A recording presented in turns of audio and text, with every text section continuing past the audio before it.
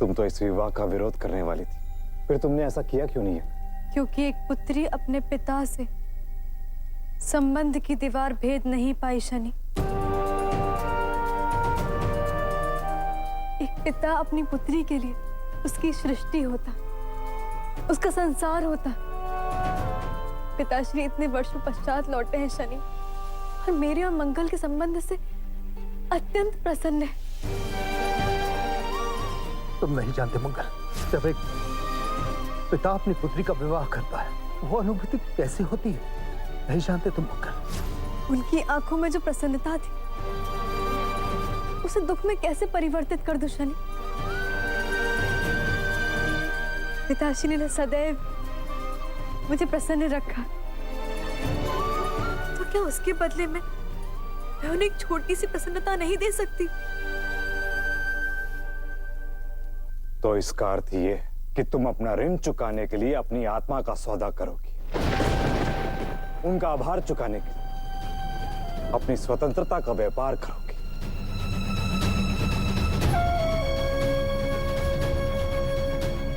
नहीं शनि, एक पुत्री अपने पिता का आभार कभी नहीं चुका सकती।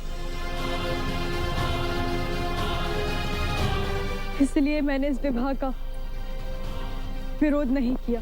किंतु सत्य ये कि तुम मंगल के साथ विवाह नहीं करना चाहती। विवाह कोई खेल नहीं,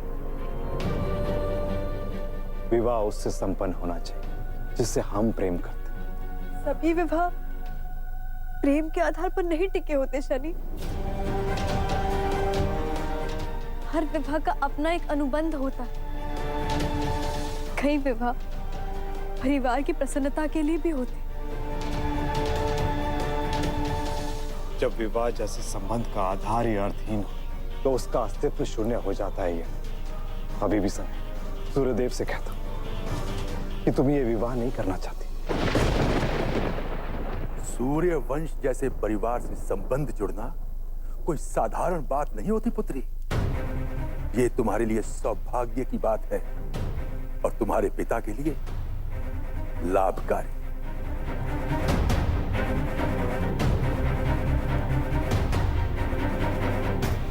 तुम्हें सूर्य पुत्र यम से विवाह करने में कोई आपत्ति तो नहीं? जिसमें पिता की सहमति और प्रसन्नता हो,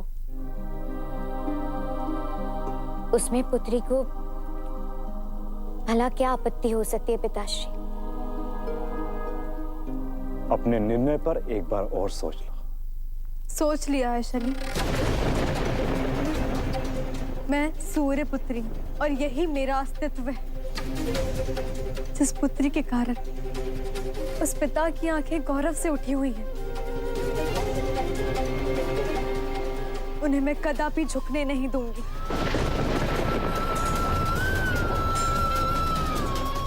सदैव स्त्री ही क्यों स्थिति अनुसार समझौता करने को बाध्य होती है, अब और नहीं। अब से किसी भी पुत्री को अपने पिता की प्रसन्नता के लिए अपने जीवन का त्याग करने की आवश्यकता नहीं होगी।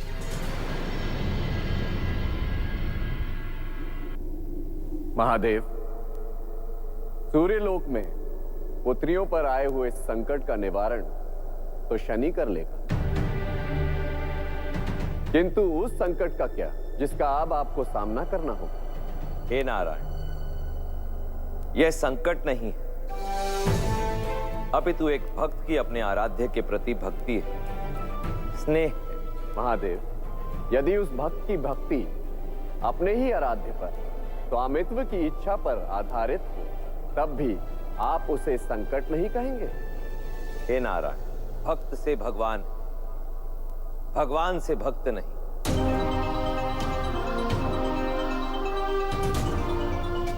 एक सच्चे भक्त की भक्ति ही भगवान के अस्तित्व को संभव बनाती है, और एक निष्ठावान भक्त को उसके आराध्य के दर्शन से कोई नहीं रोक सकता।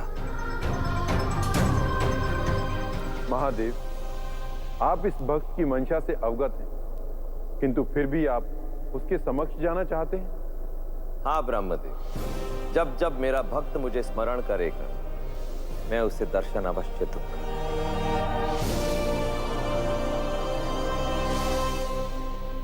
महादेव, आज आपका ये भक्त आपको धन्यवाद कहने आया है अपने इस अस्तित्व के लिए जो आपने मुझे प्रदान किया। मेरा ज्ञान, वर्षों तक की गई मेरी तपस्या, मेरा जीवन, मेरा समूचा अस्तित्व, सब कुछ आपको समर्पित है महादेव, आपको समर्पित है। एक बार पहले भी मैं आपको अपने साथ ले जाने आया था महादेव, परंतु उस उद्दंड शनि के कारण मेरा वो प्रयास विफल रहा। किंतु इस बार अपनी भक्ति और समर्पण से मैं सिद्ध कर दूंगा कि इस संसार में आपका मुझसे बड़ा भक्त अन्य कोई नहीं महादेव, कोई भी। तब तो आपको मुझे दर्शन देने ही होगा। की कामनाएं उचित प्रतीत नहीं हो रही है महादेव। आप तो महाकाल हैं, आपको तो ज्ञात ही होगा कि दशानन का अगला कदम क्या होने वाला है। मुझे ज्ञात है नारायण, परंतु एक निष्ठावान भक्त को उसके आराध्य के दर्शन न करने देना, वो भी तो अनुचित होगा।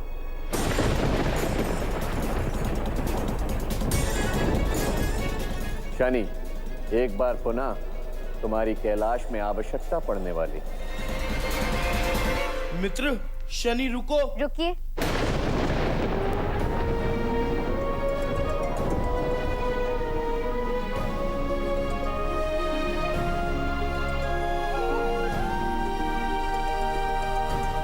आप यही सोच रहे होंगे ना कि मैं तो सूर्यलोक छोड़कर जाने वाली थी, फिर मैं यहाँ क्या कर रही हूँ। वो बात यह है कि देवी छाया ने मुझे यामी के विवाह तक सूर्यलोक में ठहरने के लिए अनुरोध किया, तो मैं उन्हें मना नहीं कर पाई और इसलिए मैं अब तक सूर्यलोक में हूँ। और यही कहना था आपसे। स्पष्टीकरण देने की क्या आवश्यकता है देवी? सूर्यलोक में रुके अथवा यहां से चले जाएं, यह आपका व्यक्तिगत निर्णय। मुझे आपकी उपस्थिति से कोई प्रभाव नहीं पड़ता, किंतु हां, आपका सूर्यलोक में ठहरने का वास्तविक कारण मैं जानता हूं।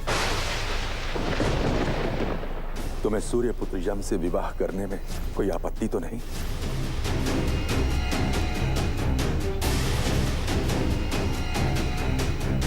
देवी, व्यक्ति के उद्देश्य चाहे कितने ही उचित क्यों ना, किंतु उसके कार्य उसके कर्म फल निर्धारित करते हैं। इसलिए अपने कर्मों को दिशाहीन होने से रोकें। महादेव, मैं लंकापति रावण आपके समक्ष ये प्रतिज्ञा लेता कि जब तक आप मुझे दर्शन नहीं देते, मैं एक एक करके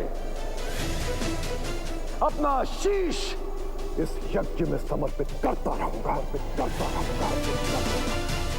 जय शिव शंभो, जय शिव शंभो।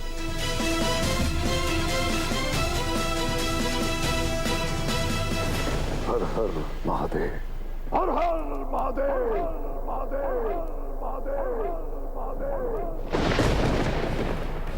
ये स्वर, इसका तात्पर्य है कि रावण पुनः अपने कुटिल उद्देश्य के साथ जागृत हो गया है।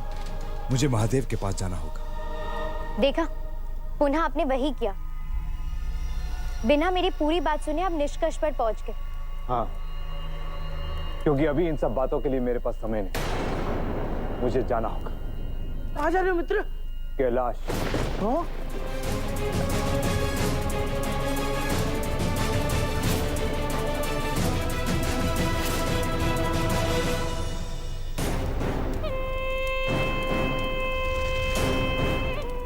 महादेव, आप अपने भक्त को निराश नहीं करेंगे। मुझे पूर्ण विश्वास है कि मुझे दर्शन देने के लिए आप अवश्य प्रकट होंगे, अवश्य। और इसलिए मैं आपको साक्षी मानकर अपना एक एक शीश इस यज्ञ में समर्पित करता रहूंगा।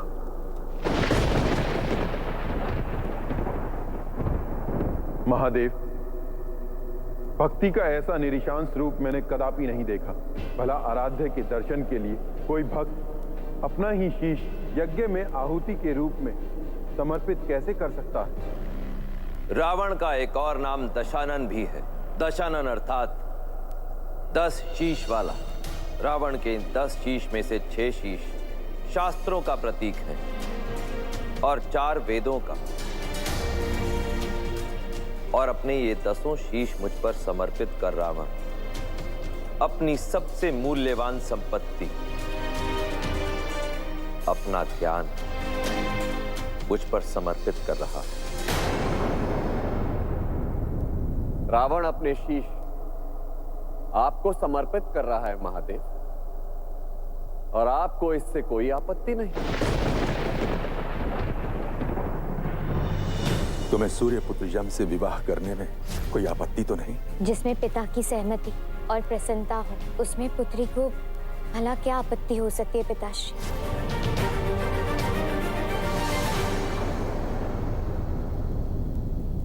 देवी छाया, आप यहाँ? अब कुछ महत्वपूर्ण कार्य होता तो मुझे बुला लिया होता। सूर्यलोक की अतिथि हो और सूर्यलोक में अतिथि के मान का ध्यान रखा जाता है। अब बताओ, इस सुंदर अलौकिक मुख पर ये अश्रु क्यों?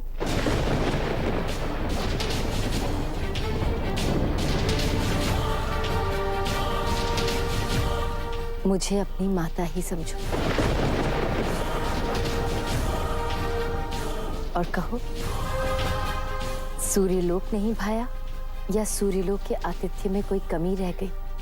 नहीं नहीं देवी जी, ऐसा कहकर आप मुझे लज्जित ना कीजिए।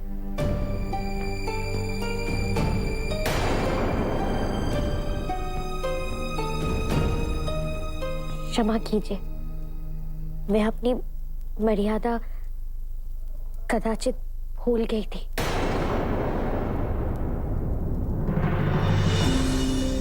जहां 2 व्यक्तियों के मध्य प्रेम होता है, वहां मर्यादा जैसे शब्दों का कोई स्थान नहीं होता।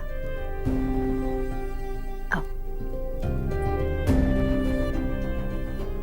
मैं तुम्हारी माता समान हूं और तुम्हारे नेत्रों से व्यक्त ये पीड़ा मुझसे देखी नहीं जाती। इसलिए यदि तुम्हें उचित लगे तो तुम मुझे अपनी पीड़ा बता सकती हो। कहो, क्या छिपा रही हो मुझसे?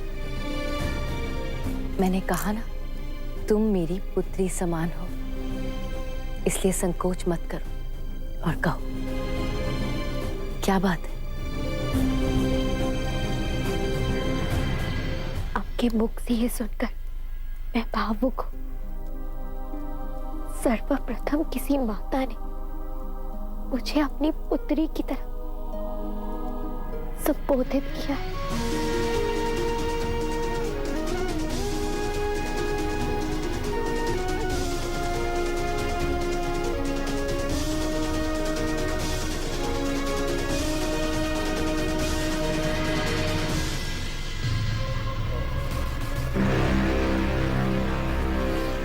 शनि, तुम कहीं रावण से मेरी भेंट रोकने के लिए तो नहीं आए?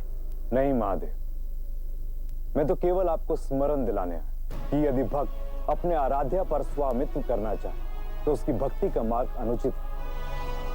भक्ति में निवेदन होता, हट नहीं। हर हर महादेव।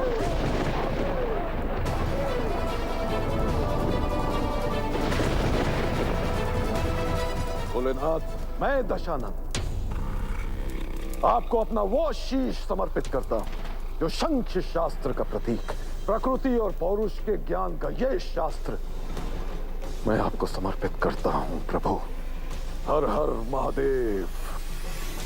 व्यक्ति के कर्म उसकी आत्मा का मार्ग निश्चित करते हैं महादेव। यदि आज आपने रावण को उसके कर्मों का शुभ फल दे दिया तो यह सारे संसार के लिए विनाशकारी होगा। इसलिए रुक जाइए महादेव। हर हर महादेव।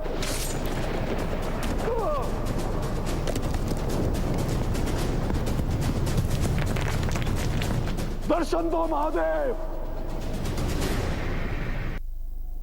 कितने कष्ट और सहस्त्रों वर्षों के तप के पश्चात व्यक्ति को उस गुण ज्ञान की प्राप्ति होती है, किंतु आपका ये भक्ति को स्नेह का नाम देख उस ज्ञान का तिरस्कार कर रहा है। क्या ये अनुचित नहीं महादेव? आज आपको दर्शन देना ही होगा। अब मैं आपको अपना दूसरा शीश समर्पित करता हूं, वो शीश जो योग वशिष्ठ का सूचक है। यदि आपके दर्शन पाना मेरे सहयोग में नहीं महादेव, तो मैं इस शीश से स्वयं का वियोग सहने को तत्पर हूं।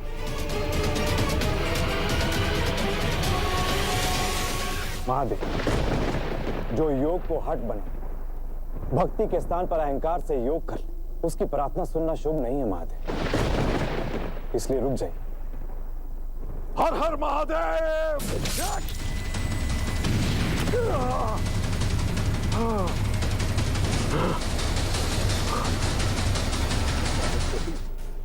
जो न्याय शास्त्र का सूचक है। दर्शन के हट और आराध्या के दर्शन की लालसा दोनों में भेद है महादेव। यदि आज आपने रावण को दर्शन दिए तो संसार में प्रत्येक भक्त भक्ति के इस हटी रूप को न्याय समझे। आपको रुकना होगा महादेव। हर हर महादेव। ओम नमः शिवाय। ओम नमः शिवाय। जब तक आप मुझे अपना दर्शन नहीं देते महादेव, मैं अपना समर्पण नहीं छोड़ूंगा। आपने मेरी वेदना और संवेदना को अनदेखा कर दिया है। अंततः मैं उस शीश को आपकी ओर समर्पित करता हूं जो वैशेषिक शास्त्र का प्रतीक है। दर्शन दे दो महादेव। हर हर महादेव। दर्शन देकर भक्ति के इस रूप प्रोत्साहित ना करें महादेव।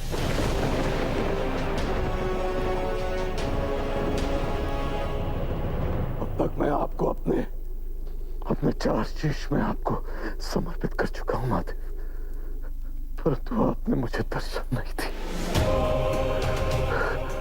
इसलिए अब मैं पांचवें और छठे शीश का भी त्याग करता हूं। वे शीश जो पूर्व मीमांसा और मीमांसा शास्त्र के सूचक है। महादेव, रावण का शीश दान करके आपको दर्शन के लिए बाध्य करना कुकर्म और अधर्म का मार्ग है।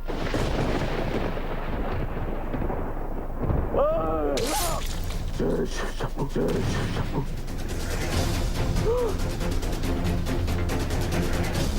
मेरा सातवां शीश जो अथर्ववेद का द्योतक है, जो जीवन जीने की कला का ज्ञान है, किंतु क्या लाभ ऐसे जीवन का जिसमें आराध्य भक्त से विरक्त हो?